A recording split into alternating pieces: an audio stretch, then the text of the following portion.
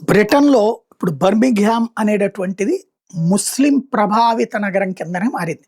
3,40,000 మంది ముస్లింలు అక్కడ విదేశాల నుంచి వలస వచ్చిన వాళ్ళు చొరబాటుదారులుగా వచ్చి శరణార్థులుగా మారి అక్కడ ఉంటున్నారు.